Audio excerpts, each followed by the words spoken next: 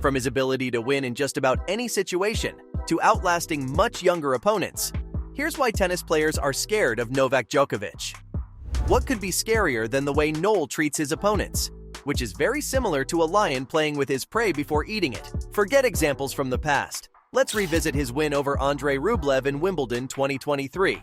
Anyone who thinks that was Djokovic at his best clearly hasn't seen that man play tennis at his peak. If you don't believe me, look at what Rublev had to say after the match. He said that for the first time in his career, he had a chance to win against Djokovic based on his form and the way he felt about his own game. That's why he started so brightly and even broke Novak's serve conveniently to win the first set. It was a brilliantly executed plan from Andrei, but for some reason, it wasn't applicable to the match anymore. As soon as the second set began, for anyone tuning in from the second set, they'd feel the whole match was very one-sided, and how Rublev isn't a good player, because Djokovic, without playing at his best, cruised to a win in 4. Unfortunately, Rublev wasn't the first player to lose to Djokovic after feeling like he was in control of the situation, and he certainly won't be the last.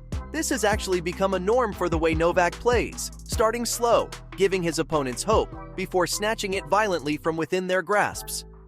Remember the 2022 Wimbledon quarterfinals?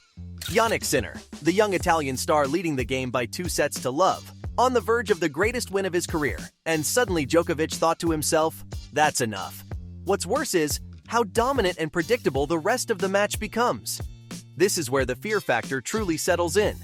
Djokovic is so good that when he finally steps it up, no one else can match that intensity or shot making. Take a look at the Sinner-Djokovic match I talked about earlier. That ended 6-3, 6-2, 6-2 to the Serb after he'd lost the first 2 sets. Even in the 2023 Wimbledon quarterfinal against Rublev, Djokovic did the same. He lost the first set before coming back to win 6-1, 6-4, 6-3. Most comebacks, especially from 2 sets down, promise to be very entertaining. That's because even if the momentum has shifted in match, the player leading the score still fancies his chances of getting back in it. The player leading the comeback realizes that there's no room for error, which raises the stakes, making the match so much more fun to watch. With Novak, that's not the case at all. He's too predictable in a way players absolutely despise, because he's too robotic, plays without emotion, especially if he's trailing, and you can't live with that version of Djokovic.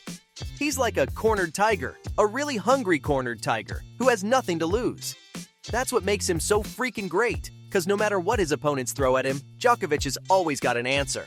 In fact, many believe the key to defeating Novak is losing the first set, so that he takes the match a little lightly. I'm not sure if that works, but in a best-of-5, that man's unbeatable. Let's take the example of his 2021 Roland Garros final against Stefanos Tsitsipas. For those of you who don't know Steph that well, he's a fantastic clay courter. After a closely contested first set, the Greek star did something not many can claim to do, which was winning a very close tiebreak against Novak. What was even more impressive was the manner in which he brought out the big guns in the second set, comfortably closing it out 6-2 to take a 2-set lead in the final. You'd expect just about any other player to fold at that point, right? But the Joker's made of different stuff. In the face of all that pressure, the cornered tiger pounced to produce the perfect third set, getting one back, before schooling Stefanos in the fourth to level proceedings and force a fifth. Credit to Steph for matching a little bit of Djokovic's intensity in the fifth set and hanging in until the last minute. But Noel kept raising his level, to the point where it was impossible for Tsitsipas to get anything, and he lost the final after being 2 sets up. A normal player can't raise his level once going down a set. You need the mentality of the highest order to pull it off. As far as mentality is concerned, I don't think I've seen someone more strong-willed than Novak in tennis history. You may not consider him the GOAT, but if there's a player I'd want to play a point on any surface with my life on the line, it'd be Djokovic. Hopefully he'll play like he's 2 sets down instead of the first set in a major. Either way, Novak's never fazed. It doesn't matter what the circumstances or odds are. He plays every point fully composed, and that allows him to get the most out of his skill set. Nerves? What nerves? The perfect example of Djokovic's insane mentality has to be from Wimbledon 2019. Federer fans, this is your cue to fast forward the video. Playing against the greatest grass player of all time on the center court of Wimbledon, Novak found himself 2 championship points down on Roger's serve. The result of that match was a foregone conclusion for anyone and everyone in attendance. everyone except that Serbian genius. I'd advise you to dive into those highlights after this video and look at how comfortably Noel played those 2 championship points, defending them before winning the match from an impossible position. Those 2 points define what it means to be Djokovic, winning against the odds, defying the greats, and doing what everyone else thought was impossible to do. Welcome back, FedEx fam. It's a shame that Wimbledon 2019 never happened, huh? Back to Djokovic, though. Another factor that makes him so feared among tennis players is his all-surface mastery. Take Rafa, for instance. He's the king of clay, and his quality on that surface is unmatched. No one can handle him when it comes to the dirt, but players have some hope. They can get their revenge on hard courts or on grass and get a win or 2 over him. With Djokovic, it's a nightmare. After Federer retired, Novak's easily the best grass court player currently on tour. He's the 2nd best on clay, with only Rafa being able to match that level. And he's comfortably the best hard court player to play the sport. So, as a player, what's your best chance of getting a win over Djokovic and getting rid of that mental block? Well, I'd suggest praying you don't face him in a major and only get to play him in an ATP 500 and Masters 1000. No one's won more 1000s than he has, but at least they're 3-set matches, and if you catch him on a bad day, you're halfway through because of his tendency to start slow.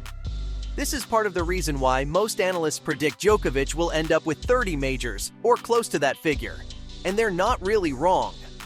Who's gonna stop him? The original next gen? Don't joke about that. They've been bullied to the point of no return by the mean Serbian machine. If all this wasn't enough, Novak's also got this knack of turning defense into offense, something that I'm sure everyone hates. Think about it. You're piling on the pressure, forcing him to play uncomfortable shots, and within a split second, the tables have turned. Go through any highlights of any match. Most Novak rallies have the same theme, with Djokovic running from one extreme to another, when suddenly he hits the Hollywood shot, which turns the rally on its head. Now imagine this, over every single point, in a best of 5. Remember that Nike commercial made for Nadal? Is he going to play every point like that? That fits Djokovic's philosophy, because he really does give it his all, on every single point. But the worst thing about playing Novak is how he'll outlast his opponents, no matter who it is. This has to be the biggest advantage Djokovic has got over any other player in the world, and if you ask me, he's the greatest athlete ever. Stamina to play hour after hour, rally after rally, without losing any edge. Who else can match that? Check out the 2023 Roland Garros semi-final between Novak and Carlos Alcaraz, and Djokovic had nearly 20 years on his much younger counterpart. Guess who ended up cramping mid-match? Yep, that's right, the 20-year-old Alcaraz. On the flip side, Djokovic could have gone on for another 2 hours if needed, but he didn't need to, because he was on another level compared to Carlos. This physical edge that Noel has over every other player makes him better than any other player on tour as well. And that's the biggest reason why the next gen finds it so hard to deal with the Serb in Grand Slams. So, from outlasting much younger opponents to his ability to win in just about any situation. That was why tennis players are scared of Novak Djokovic.